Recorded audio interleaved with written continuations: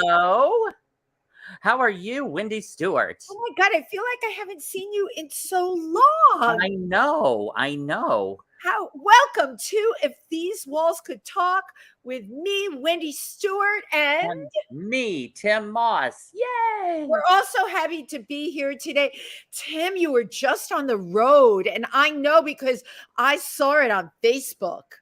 So it must be true. It's true. No, yeah, we took Lube up to, this is my like crammed in portion of the year. This last weekend, a few weeks ago, we had 50 Shades of Gay in Chicago. Last weekend, we did Lube up in Providence, Rhode Island. And then tomorrow, I leave for Boise, Idaho to do 50 Shades of Gay. And then 2 weeks after that, I'm in Fort Lauderdale doing my cabaret show. So I'm kind of at the point where I'm like, what state am I in? And where am I? Am I an actor? If I'm an actor, am I a good guy, a bad guy? I mean, I thank God for Google Calendar. Thank God for Google Calendar. And, thank goodness you're keeping it all together, because you know what? You're telling me all these different shows, and all I'm thinking, my God, if you grab the wrong suitcase, girl, you right. Exactly. And I have it all organized. I have bags laid out for each show, so I can just grab the bag, pop it in the suitcase, and hopefully I don't get out, across the country and hello. You got to grab and go. Well, I missed you. We did the Christmas in July at Industry with the Imperial Court of New York to benefit Housing Works and Bailey House. That was this Sunday. The show was sensational. And I did my Christmas medley. It was a combination of 6 different songs. And for those of you who couldn't be there, you can just go right to my YouTube channel, Wendy Stuart TV, and it's up there. And I can guarantee it will make you laugh. Do not listen to how I sing. I don't push my singing, but I do write funny lyrics. But it was, it was such a good cause. And the vibe was just beautiful. And it seems this Christmas in July thing is happening everywhere. Why is that, Tim? I don't know. It just, my friend Apollonia Cruz started Christmas in July several years ago. And ever since then, I've noticed each July, there's more and more Christmas in Julys that are added on. Well, I adore Apollonia Cruz, who I've never had the pleasure of meeting in person, who just finished Bronx Pride, which was and a bunch of our friends were in it. But I saw Apollonia also put up, she's doing Christmas in August. Good for you, Apollonia. Actually, because she couldn't do Christmas in July this year, so she's postponed it to August, which I think I'll be able to do because and you'll be able to do it, right? And it won't be when everybody else is doing it, right? We don't all want to be like on the same bandwagon. Absolutely. But while we were up in Providence, my friend Jesse Luttrell he played Gaston in Beauty and the Beast in New Bedford, Massachusetts. And it turns out that was only about 30 miles from where we were staying. So we arranged to go see it. And it was opening night. It was absolutely fabulous. He was remarkable. So if you're up in that region, I highly recommend going to New Bedford and seeing Beauty and the Beast. It's quite a spectacle. It was really, really good. And I was so proud of Jesse, and it was great to see him afterwards. Well, it's great, when you're a performer and you get to be performing on the road yourself, and then you can go support your friends' shows. It's really, absolutely, positively the way to go. It's just such a great world that we're in right now. And we have to make it a great world that we're in right now, because otherwise you're thinking about monkeypox. Ooh, I said it. I don't want to deal. I don't want to deal with the M word. The monkeypox word. However, I'm very excited today, as is Tim, because you know what? Every now and then we get lucky. We have royalty on our show, ladies. Yes. This show is really coming out there. We have actual royalty today. Our guest today really knows all about moving ahead by paying it forward. A generosity and a heart from this triple threat: singer, actor, dancer, and I will say child star. Been in the industry since 5 years old. And you know what? Handsome as the day is long, and a resume as the day is long. So I can't wait to talk to him. And Tim, thank you, by the way, for introducing all of us. Absolutely. I absolutely adore him. Adore him. And he's fabulous. So without further ado, I'd like you to meet Prince Fleet Easton. Come on in. You got the wave and everything. The crown, the tiara. The tiara. Can you hold that up to the camera? I think. Oh my! Oh, I don't even have one like that. Okay, I'm totally impressed. It's absolutely gorgeous. Well, hello everyone, and I'm here from Palm Springs, which is very, very hot. So I have my shades on. These are my gratitude shades. I love that. Yeah, I am a spokesperson for the gratitude glasses, who are being put out by Sharon Walters and her partner Lou Ann. So I always like to give them a little plug because they are such wonderful friends. Yes, and those are fabulous too. Yeah, tell us about gratitude glasses. I'm loving this already. I don't know what about them. I'm sorry. Well, you can find them on Amazon, and if you're interested in purchasing them. So they one day she says, would you love to be one of our spokespersons? And And I said, of course I would, because I love to help my friends. As you see in my resume, you know, my motto is to move forward. You must always give back. Right. Yes.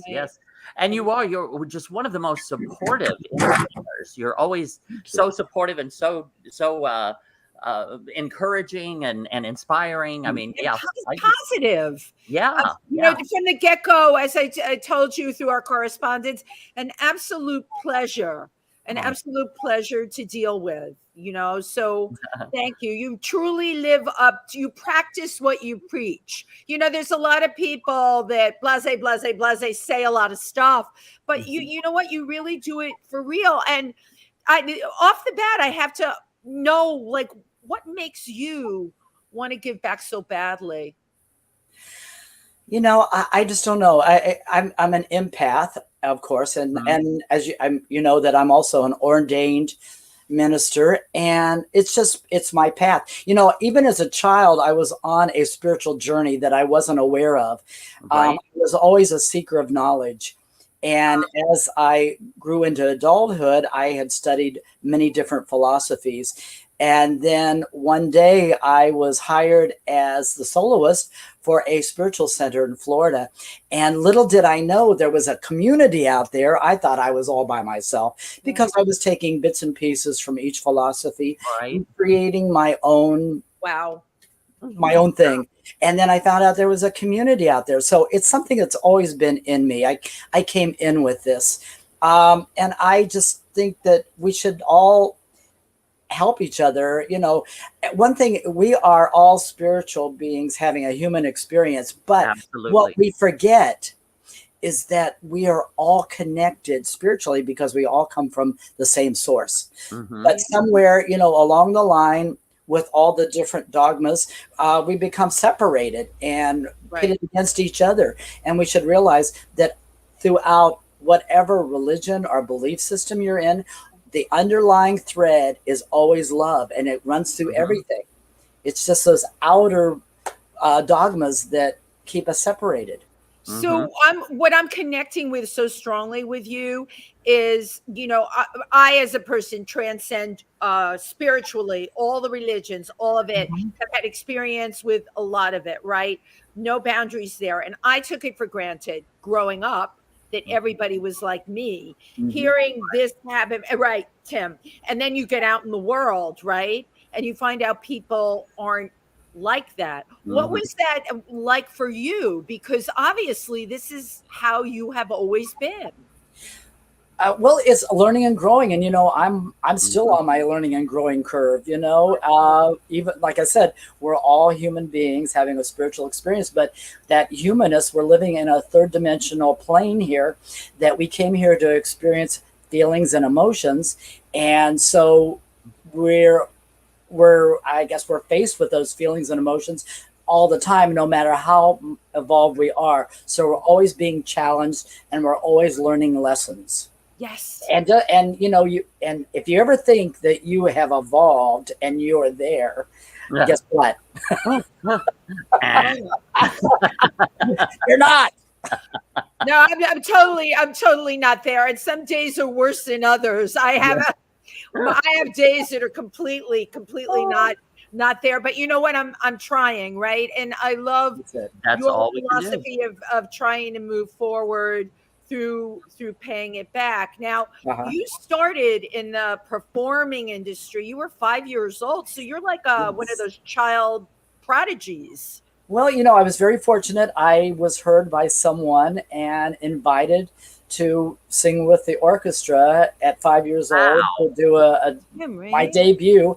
Although it didn't move forward right away, but that was my first opportunity performing in front of an audience. It took a few more years, and it was funny because all my friends, I kept saying, I want to be in show business. I want to be in show business. Well, in Akron, Ohio, there wasn't a lot of show business, you know, unless you're a lounge lizard. And there's nothing wrong with that. Nothing wrong with that because you're hanging out at truck stops. No, that was a terrible joke. I walked that road. So, you know, I was very fortunate that my friends really cared about it. Well, I was always singing and dancing around the house. I was, you know, I'm known as Bruno Racci because I sing Bruno Mars, but I dress like Liberace. And I dance on tables and swing for chandeliers and climb up scaffolding. So even as a child, I was dancing on the countertops in our home. And I love telling this little story. One of my favorite things was we had a potato masher that was made out of wood. It had a big knob on one end with a handle, long handle. I wrapped it in aluminum foil, and that was my microphone. And I want to tell you, do you love this? As a little kid, that was my microphone, and I knew someday I was going to have my own microphone. I knew it. So, you know, I tell everyone I came in with this. This is not something that evolved. It was there from the very beginning. Yes, I've honed it and learned how to use it and manipulate it, but it was always there from the very beginning. The voice was there, the dancing was there. Love it.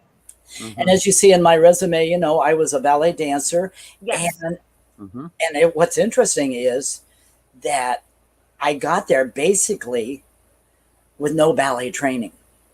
Wow. Wow. No, we've met other ones like that. That is amazing to me. That is in a person. That's genetic. I'm sorry. Now, where did you give us the places that you studied? You had a few. Okay. I studied American Ballet Theatre. I studied at Ballet Arts, and I did master classes at Julliard. Julliard, But what happened was, like I said, my friends took me to a professional equity theater. I didn't know there was one in Akron, Ohio. Didn't know that. But they got tired of me saying I want to be in show business. So they came over one night and said, get in the car. I said, where are we going? They said, don't worry about it. Get in the car. So we got in the car and they took me to the theater, and I auditioned for a musical and landed the part. I knew immediately this is what I was going to do the rest of my life. And so they also hired me as a dancer. As I said, no dance training. So they thought I had years of training and experience because I was very capable of mimicking whatever you show me to do. I could do it. And I did it with great expertise that they thought I was trained. So, you know, they started throwing out the terminology, glissade, assemblée, and, you know, everything. And I thought, you know what, there's going to be a point where they're not going to demonstrate this. And I'm not going to know what they're talking about. Language. And I better learn. So I started taking some classes, and within a very short time, I was off to New York. I mean, and like I said, I told American Ballet Theatre that I had the feet of Nijinsky because I had a very severe arch. So, that started my ballet career, and that's a good thing, right? For when you got to be in those ballet shoes, right? You need that high arch. At Julliard and American Ballet Theatre, the men they have you take toe classes and to strengthen your ankles for the leaping and stuff like that. And it's so funny. I found my toe shoes a few years ago, and I had not had them on in years, and I put them on and I went, oh my God, how did I ever do this? hurts so bad. Right. This hurts. I couldn't even go out. I couldn't even relevate. The pain was so bad. So that's, like I said, that's how my ballet career started. But I wanted to do more. And so I was auditioning for off-Broadway shows and stuff. And they wanted me as a dancer, and I wanted more than that. That was wonderful. More than that. I wanted do more. Everything. Yeah, of course. Well, it was so funny. Every time I was in any chorus, they always I was the one that got yelled at, saying, "Okay, you're too loud. You're kicking too high. Yeah." I stood out beyond anybody. I was listening to an interview with Jackie Harry, and she was telling the same thing. She said when she was coming up in the beginning, she said she was constantly it's like, "You're too loud. You're not blending in. You're kicking too high." I thought, well, I guess I'm in good company. It was always, look at me, look at me, look at me. See what I can do. Look what I can do. And it's so I knew that I wasn't meant to be in a chorus, and I wasn't meant to be a background person. That wasn't where I was supposed to be. You knew you were meant to be the shining star, and you lived into that prophecy. Well, I was meant to shine who I am and who I was supposed to be. And not let other people put me in a basket or hide my light. That wasn't who I was. And I don't say that egotistically. It was not just, at all. I had to express who I was and who I was meant to be.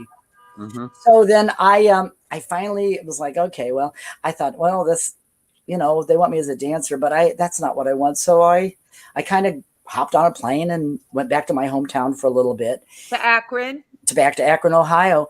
And I told my mother, I said, I'm going to become a nightclub entertainer. I don't know how, but I'm going to become a nightclub entertainer. You're just going to do it. And so I bought a guitar and I started taking piano lessons, and I got very proficient. And within 6 months, I started entering talent shows. And the first one I entered, I tied for first, but they flipped a coin and it went to the other person. But the next one out, I hate that coin flip thing, by the way. That's why I don't like competition, because how do you apples and oranges? Right. I just don't get it. I don't get it. When everybody is great at what they do, whatever it is they do, and you can't compare. I've competed against magicians, animal acts. It's like, how can you say, oh, this act is better than this act? Okay, you're comparing. Right. Okay, an animal act, you can't win against an animal act. Or a child. Right. Don't do it. Don't even let them put you in that kind of competition. There's no way you can win that. I told my mother, I said, because I have a second sense or a knowledge, goes along with coming in with whatever gifts I came in with. And I said, you know what? I'm going to win this. They are going to love me.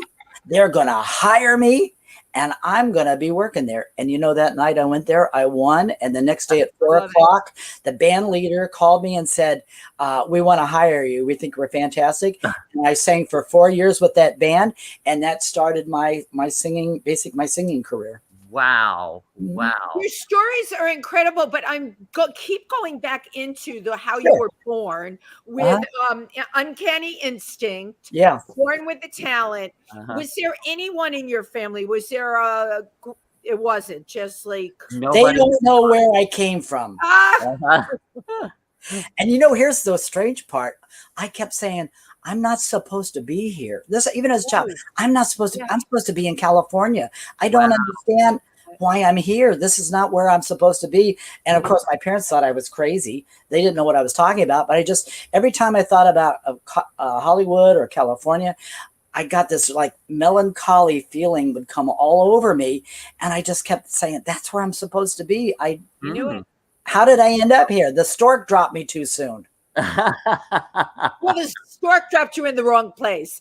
You know what? My mother used to say to me, you should have been born rich, but you weren't required. I grew up in the Bronx, and I was convinced also that I love the Bronx, and I know so many great people, but in my case, someone had made a terrible mistake.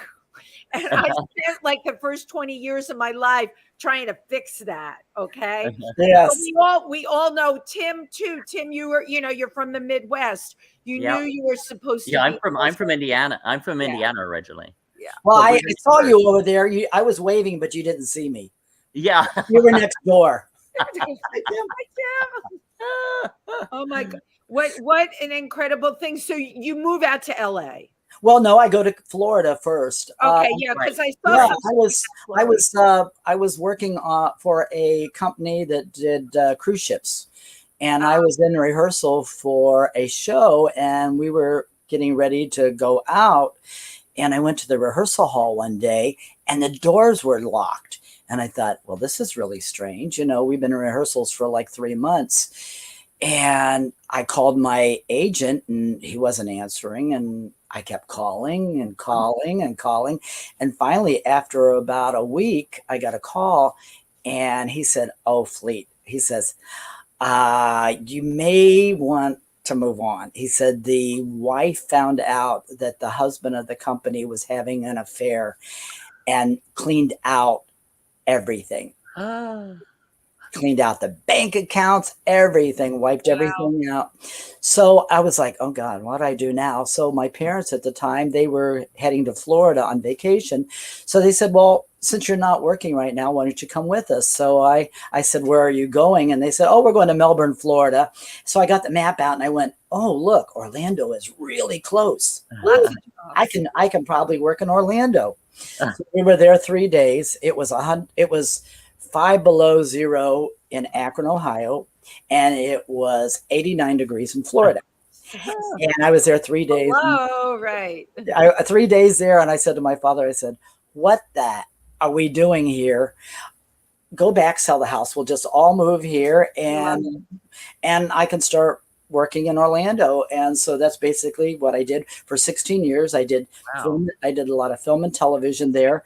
And then I realized it was a secondary market, and I was never going to move any higher than what I had already achieved. And I had already become fairly successful. I had a co-hosting a television show out of Central Florida. I was singing with an opera company. I was starring in a theatrical production company. I was doing reports for the shuttles. I had like 5 jobs going on at once. And here we go. This is where it gets good. Yeah. I was singing with a 52-piece orchestra, and I have a voice that talks to me, guides me. It came in, I'm singing for 5,000 people, and the voice is going, you got to go to Palm Springs, California. Wow. And I'm going, shut up. I'm working here now.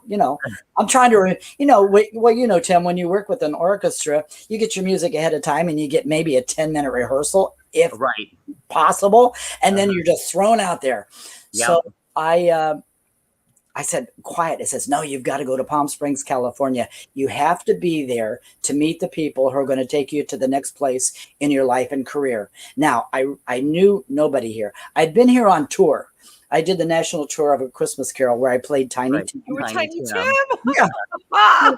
God bless us all, everyone. I was going to ask you to do that for me. Thank you. You knew I was going to ask for that. And that's another funny. Well, when you're on tour for months and months and months, you kind of get stir crazy, and you start doing silly stuff. And so, one night we started putting halibut in. Somebody had an idea. Well, let's see where we can stick halibut in. And I go, oh, mother, not halibut stew again. Instead of stone soup, So we started, and it was funny. During intermission, the stage manager come back, goes, "What the hell is this with this halibut stuff? It's going to stop right now." So that, not only just that, so every night I kept dragging out Tiny Tim's speech to, pregnant pauses that were like, "God bless us all." Everyone. Oh my gosh. On this end, you look like Tiny Tim when you do that. I could sit and listen to this all day. Should have a special show, A Christmas Carol, and you could be Tiny Tim the whole time. That was great. Oh, thank you. I love that. Thank you. Well, it was very fun. And what's funny is, I mean, I was an adult at the time playing the role. And so when afterwards, when we would meet the audience, people would come and go, "Oh my God, you're old." You were a little kid on stage. It's like, I was like, you know, they thought I was a little kid. They go, "Oh my God, you're old." I said, "Well, yeah." So you're I was going to take you back because are you? Go ahead, continue. No. I was going to say, and I was the third Tiny Tim because actually what was happening was they had already went through 2 Tiny Tims that had to leave the show. I had 1 week to learn the whole show. Wow. 1 week. So what I did was I recorded the whole show and lived with earphones on. Yep.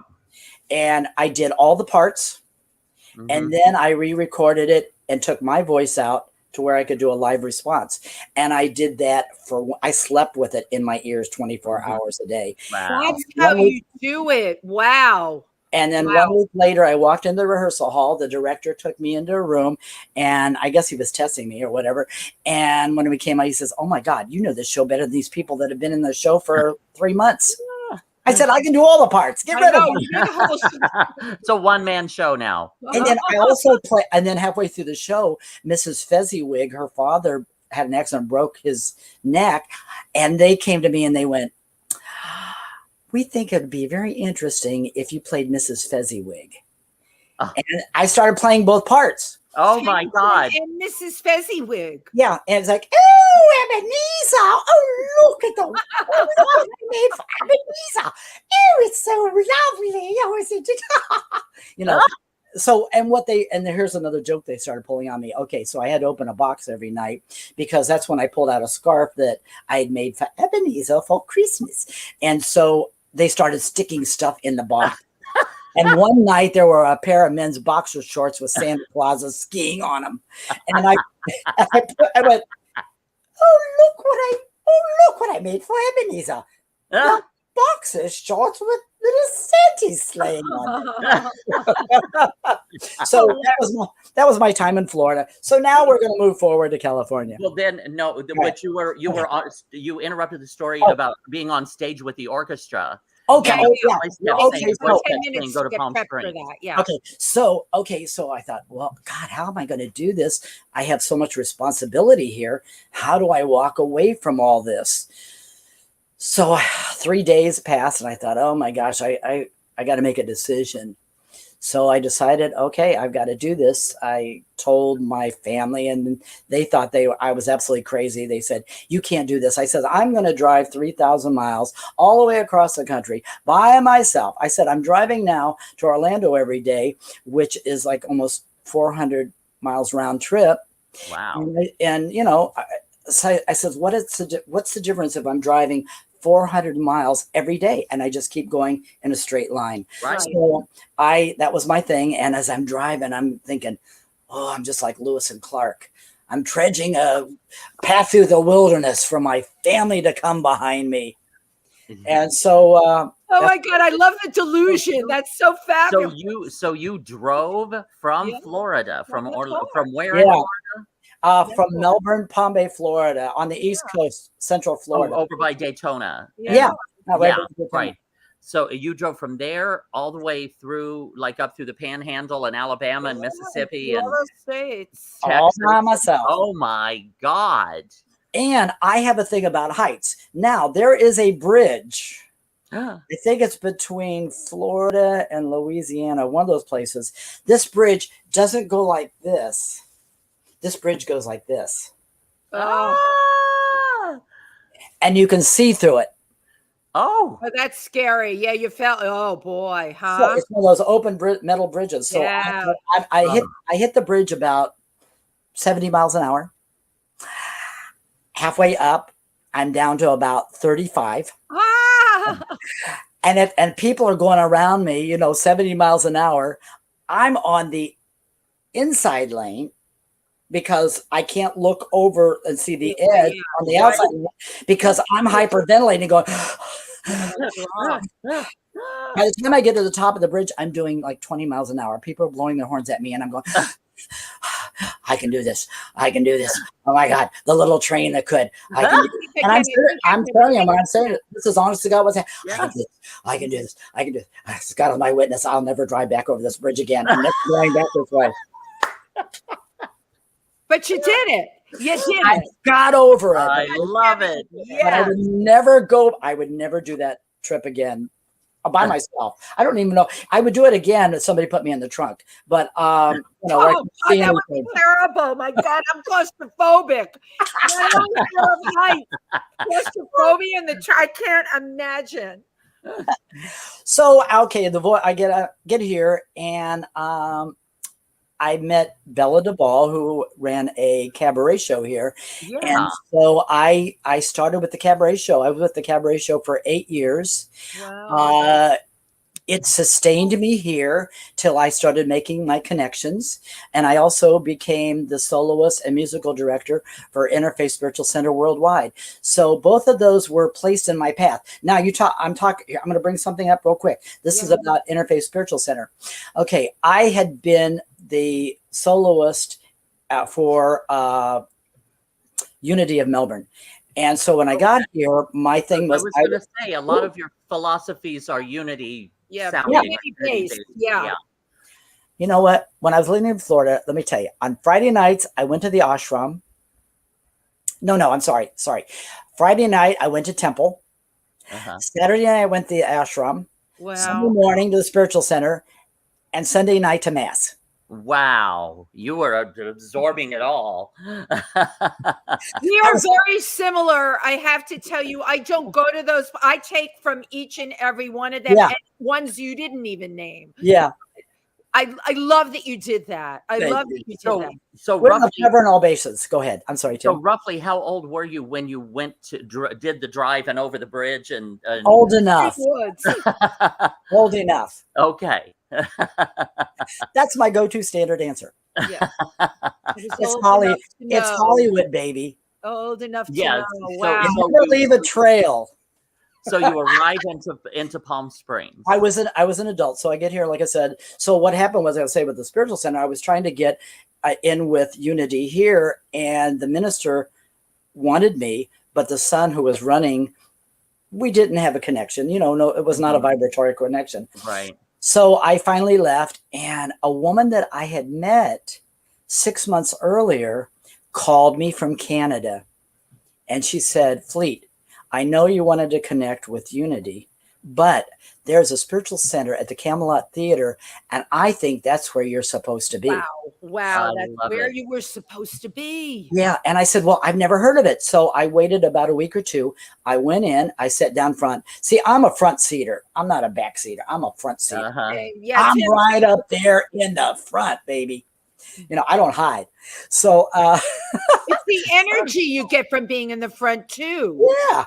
So I sat right in front of the soloist, and the soloist heard me singing, and the soloist came to me afterwards and said, are you a professional singer? And I said, yes, I am. He said, do you have a demo? I said, yes, I do. I gave him my demo because we all carry our stuff all the time. Right. Because we never know when the opportunity is going to present. Here's my cassette. Exactly. Here's my firstborn child.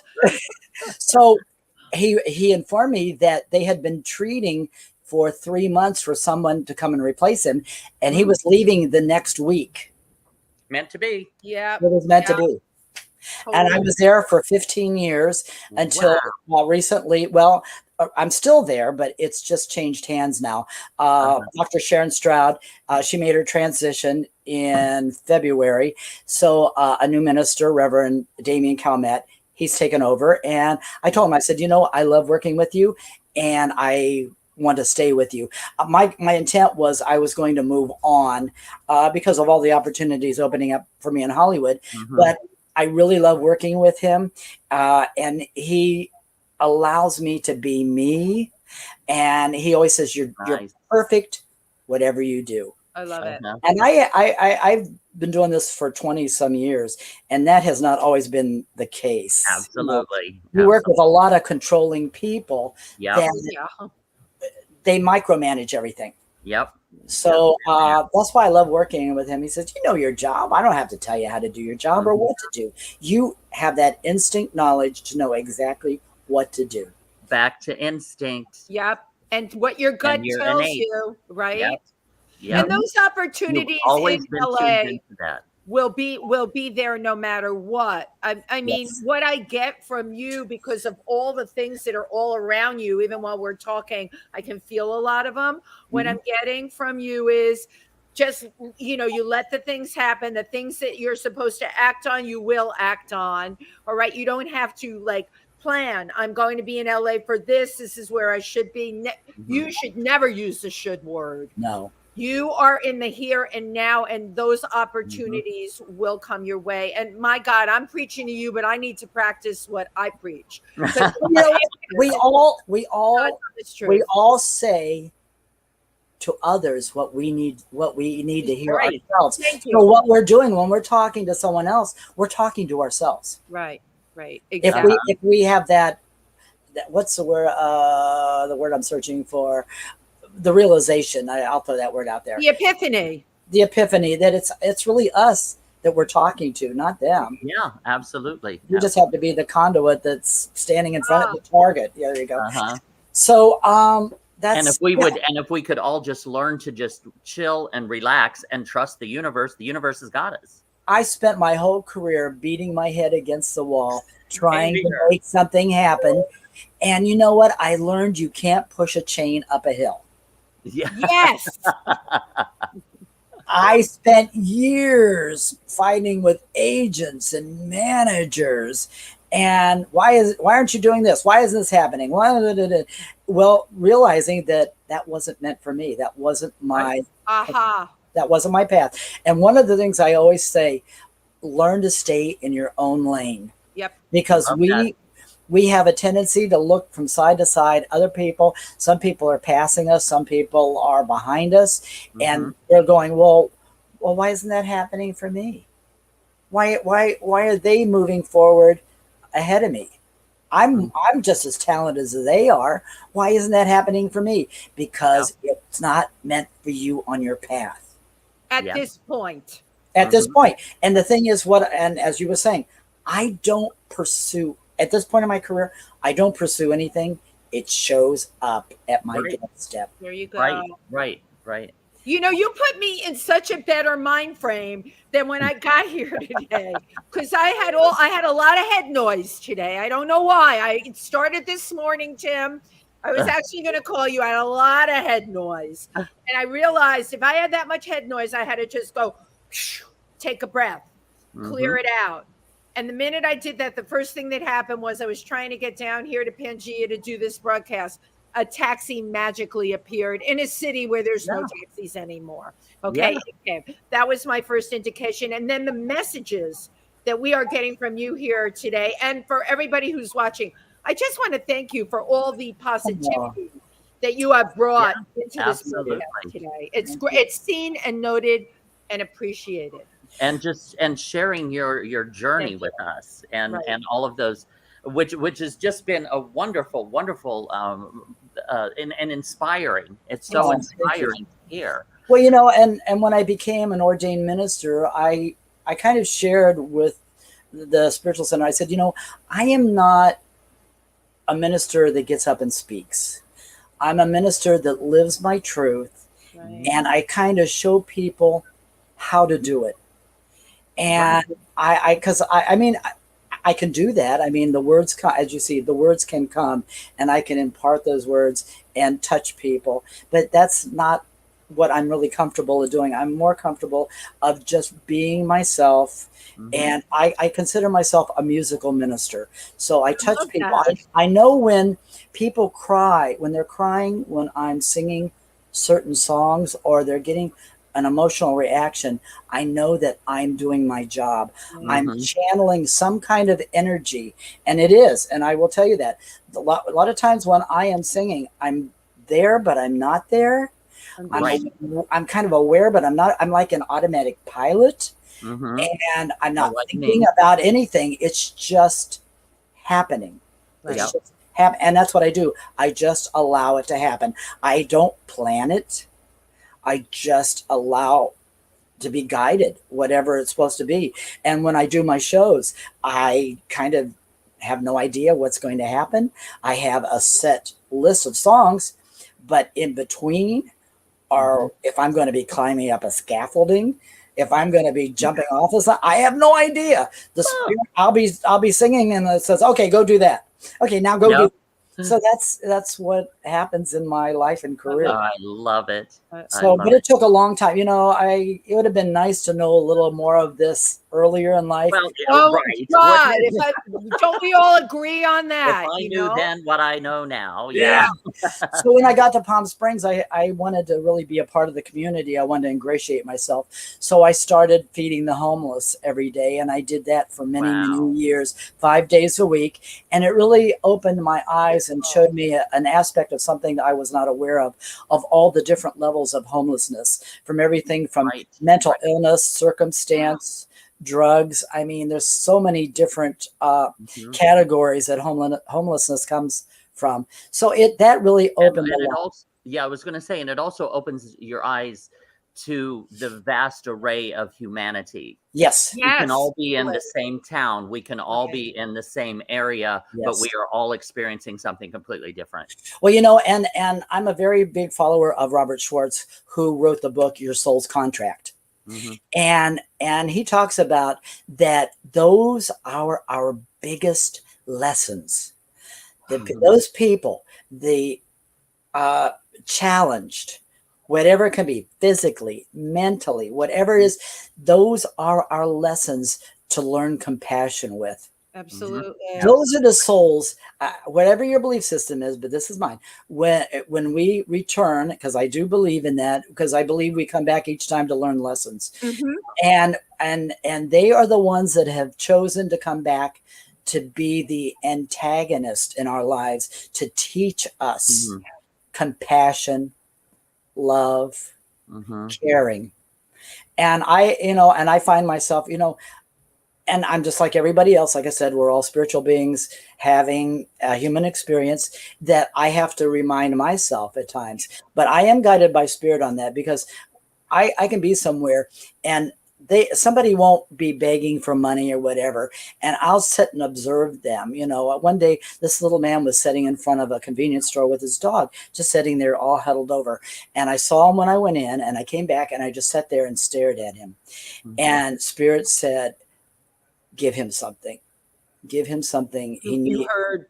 The voice said, and I got out and I walked up. I said, could you use this?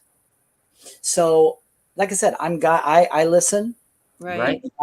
And I do what I'm told to do. But Prince, to listen, you have to be able to see. And I'm loving this conversation. Well, and to hear. Yeah, to listen. You got to be able to hear and see. I had this conversation at dinner the other night with a couple of friends, because New York right now, the homeless situation is completely horrific. And a lot of people that were like borderline before lost their SHIT during the pandemic. And as they should have, because this has been unreal. So we have that, and there just needs to be more being done. More like the organization I think you worked with, Well in the Desert, it's called, like a well. Yes. Well in the Desert. We need something. We need more awareness here in the city. Like Tim and I are on the subways. We see it a lot. Yeah. I don't know what to do. I really don't know what to do. I cast my eyes down. If someone is in front of me and yelling at me, then I feel guilty about not doing something. They're yelling at me, so I'm pissed off. Why? I want to shake them and go, why are you so crazy? Yeah. I'm laughing I just looked over at the comment. I was laughing at one of the comments that said, that's a lot of Red Bull. Yes. My friend No, Jenny. I haven't even had. I've had 2 cups of coffee. That's all I've had. Oh my God, that's Jenny's comment. That's great. Well, my gosh, now, we want to watch the video. Well, firstly, firstly, you're watching. Thank you, everyone, for tuning in and watching If These Walls Could Talk with your hosts, Wendy Stuart and Tym Moss, and our amazing and inspiring guest, Prince Fleet Easton. Yay! Yay! And as Wendy said, that we do have a video, so I'd like to take a look at the video. Yes. So, hit it, Chauncey. To invite Prince Fleet Easton to the stage to sing us his beautiful song, Shine. Thank you. Thank you so much once again, ladies and gentlemen. I want to thank Arthur for inviting me to come all the way from Palm Springs, California, just to sing for you.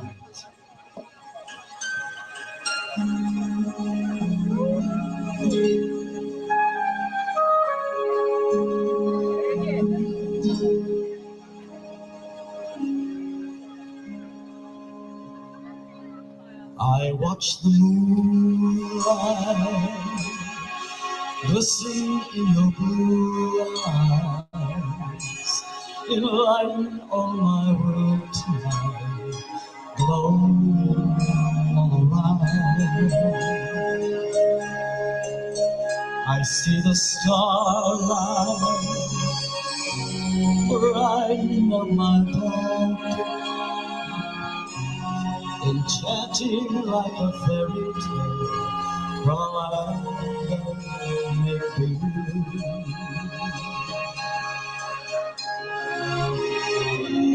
To have to hold you near, from this day forward, my life is clear. When I look into your eyes, the moon shines around you, shine like a diamond in my new life, like a summer's day forever blue. I'll be waiting for you.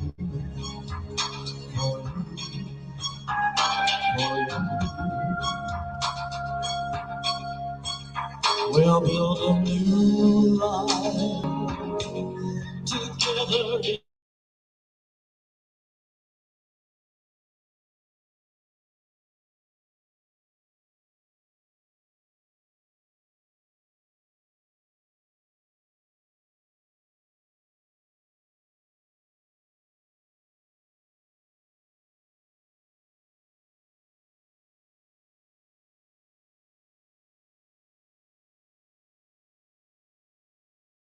For you shine like a diamond in my new life, like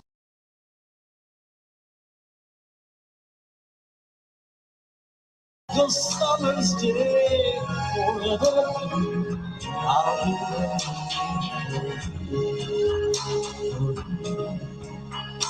build a new life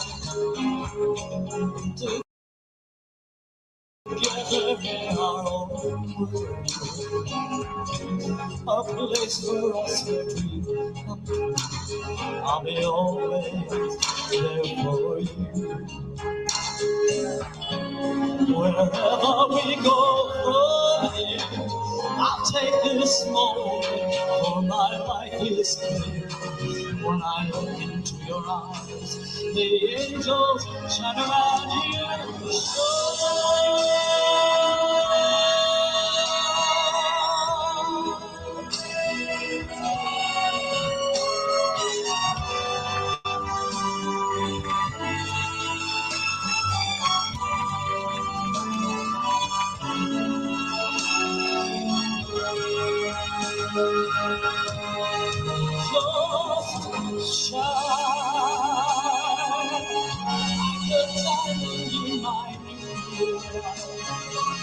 Like a summer's day,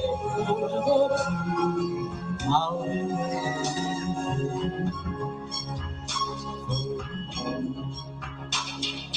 now I've got your love, there's no way I can go back, never let me go, don't ever let me go. for you.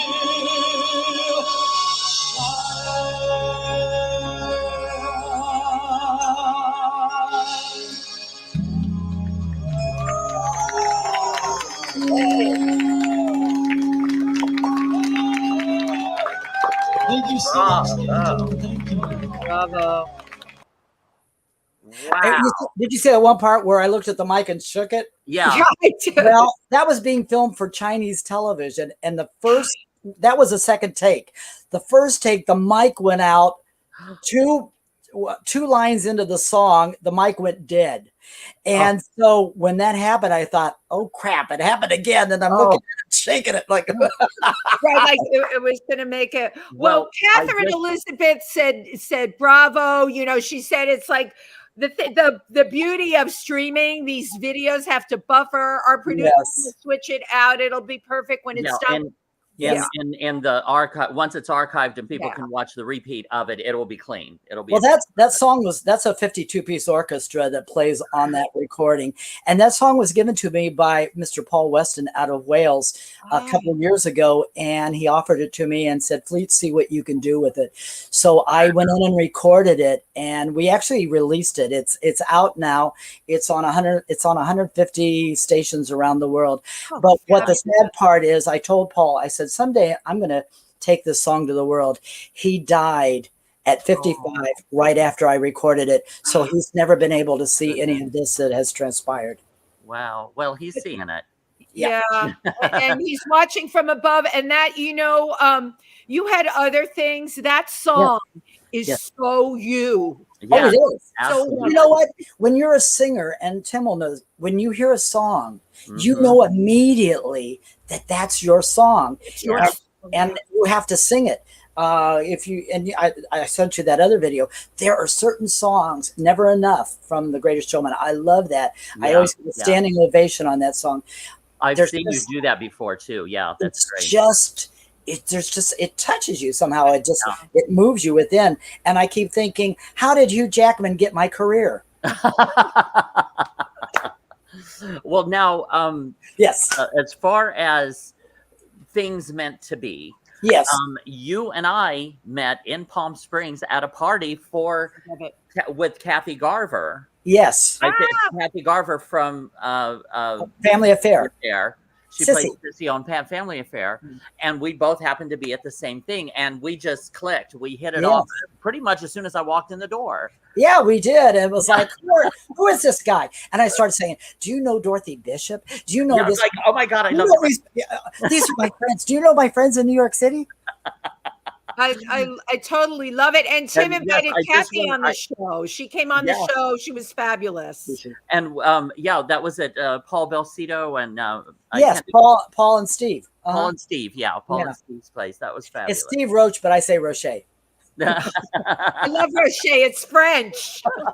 Roche. Oh my goodness. Well, I know we're getting close to time here, so I just wanted to throw a few more things in. We've got a little bit of time, yeah. We got time. Well, I was going to say, we're talking about feeding the homeless. We're feeding the homeless, and so I started doing a lot of events here, a lot of charity events, donating my time and talent, and like I said, ingratiating myself into the community, and they started calling me the Prince of Palm Springs, and that's how it all kind of began. Right. And so we were going to have that sanctioned by the city, and we never could make that happen. So I was in Beverly Hills. I was at an event, and I happened to meet some royals, and we became very good friends. And so it was funny that when I met, listen to this, this is cute. So I'm sitting there, and there's the Hiltons, and there's Prince Frederick of Germany, and some other people. I don't want to say all the names because but royals. So it was funny. I am standing there, and I had my hair spiked up, and I was dressed pretty out there. And so this man comes up and goes, "Who are you?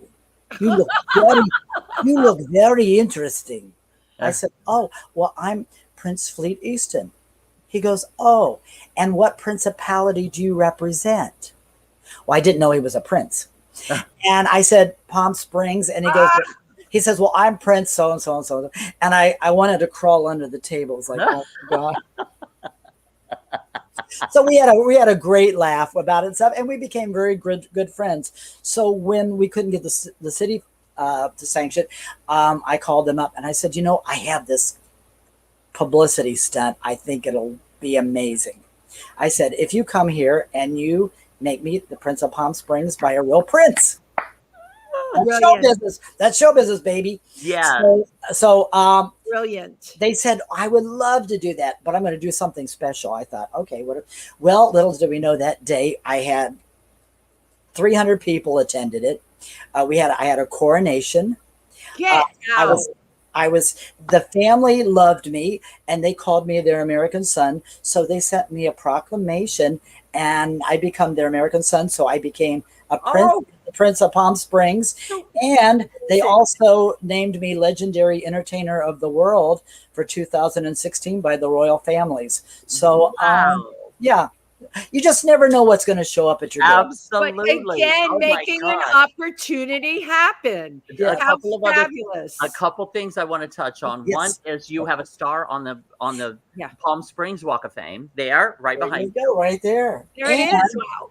And also, this is a proclamation given to me by the city naming December 9th Prince Fleet Easton Day. So every December 9th, I make a proclamation on Facebook that no one has to go to work, but the city doesn't sanction it. But I thought I'd try. I love it, but you sanction it. Stay at home, party. Don't go to work that day. Do something. You know what? Pay it forward that day. That's right. Help somebody that day.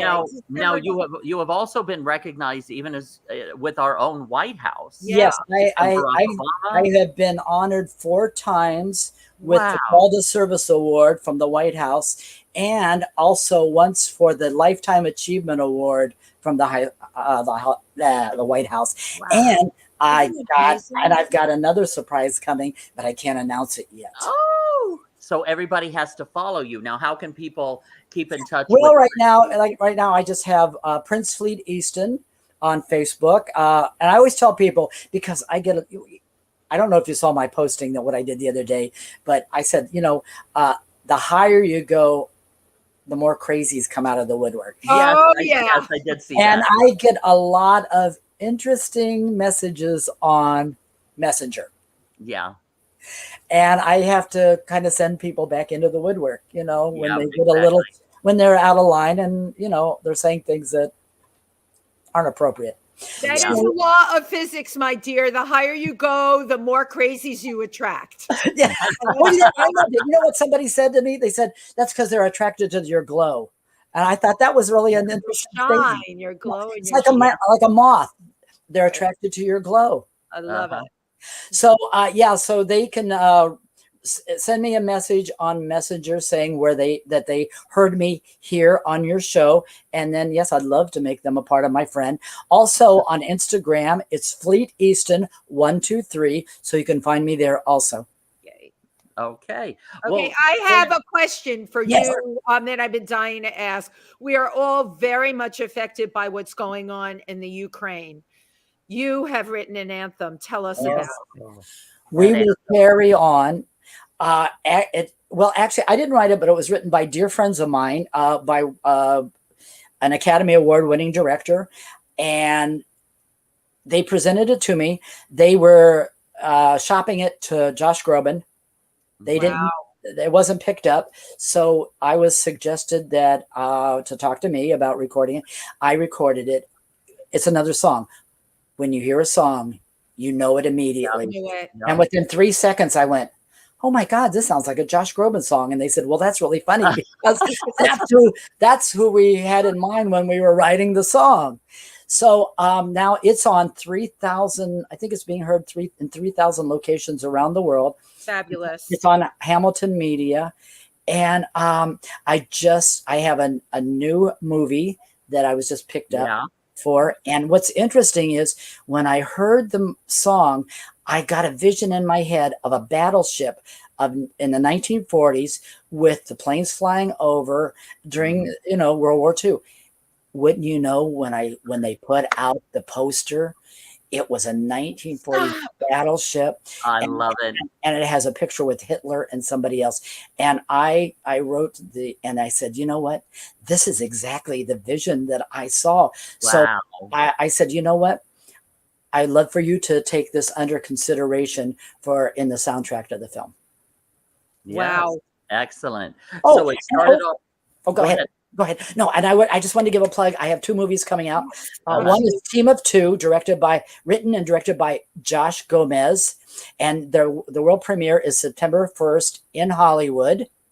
And I play Detective Harris, which is really interesting because little in my career did I ever dream that I was going to be playing detectives, CIA agents. That wasn't any. I'm a song and dance man, but I love it because what it's done, it's allowed people to see me in a different light than they've ever seen me, because this is what I do, but they never have seen me in this way. Also, #blessed, which is being put out by Delmar Pictures, and it was by Martina Webster. And I do a cameo in the film where I play an MC. And then I also sing in the soundtrack. I sing the song, Why Can't Christmas Be Here Every Day, which you'll hear in the film. And it was written by Keith Williams and Joni Weston, my dear friends. And that's another story with that song. I was not feeling well one day, and I said, everybody on Facebook, please send me some energy. Well, I get this email from Keith, and I didn't know what it was. I saw an attachment. Well, I had just gone off the phone with the director of the film, and she said, we want you to sing for this film and all. Do you have a Christmas song? And I said, no, I don't. But I said, I know enough people that write songs. And so after I hung up, I opened that attachment, and it was a Christmas song. And within 3 seconds, I went, oh my God, this is the song that I'm supposed to sing for the film. I sent it to her and they loved it. I sang it at the Sholo International Film Festival and got a standing ovation. So just wanted to throw that in there. I love that. Totally meant to be. But one thing I just wanted to point out was this song that was written with Josh Groban in mind is now a Prince Fleet Easton song. Yes, and I keep telling him, I keep telling him, I'm going to take this song to the world. I'm going to take this song. Yep. We are shopping it for films, and it's on my Facebook. It's on YouTube. Tell everybody the name of the song. Yeah, they can pull it up. I think I did post it on Facebook and YouTube. So we will carry on. We will carry on. As we look around and hear the sound of desperate cries of pain, let us all calm down. Let us all be found while we're seeking to be sane. We will carry on. We will come back strong, even when we lose our way. Look up to the sky. Let our faith soar high as we carry on each day. Yeah. Wow. Yes. My gosh, thank you. Yes. That was absolutely beautiful. Thank you. Now, I think that you and I think we should do a film or some type of project together about manifestation of your goals. Wherever you go, whatever we do, we're gonna go through it together. I'm not a singer. I'm just funny. That's okay. We like you anyways. Yeah. We had some really nice comments I'd like to read before we we go. Let me go. Oh goodness, I gotta go all the way back up here. Yeah. I've got Catherine Elizabeth. Josh Groban lost out on that song, and Catherine Elizabeth, you're sitting with American royalty there, and thank you for tuning in today. Oscar Davis, you never know, and that would be an awesome film project. Oscar had also written earlier, spirituality equals spirits of liberty, which I love. Oh, I love that. Teresa Saban says, where did it go? This is so fabulous. While we were talking, these are some of the earlier ones. Great person.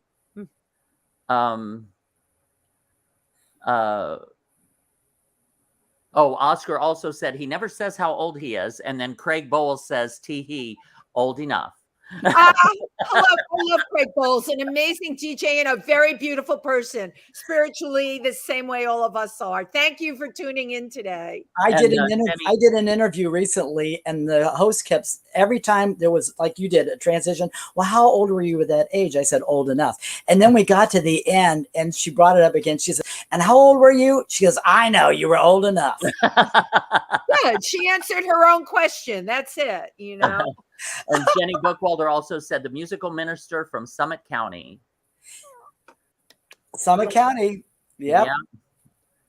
And yes, and so again, thank you everybody for tuning in. This has just been absolutely an absolute delight.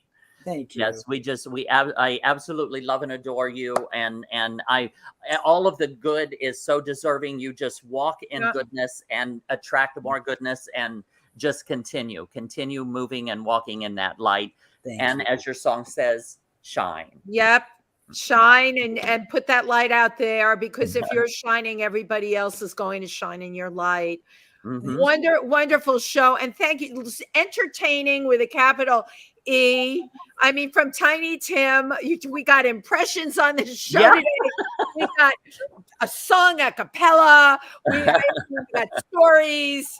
You're a really great package, Prince Fleet. Absolutely. I can kick my leg over my head. Well, I want to see it. We didn't get to see that, so I don't know if that's true. Thank you again. Thank you, everybody. Take care. All right. Thank you, Prince. Take care. Bye.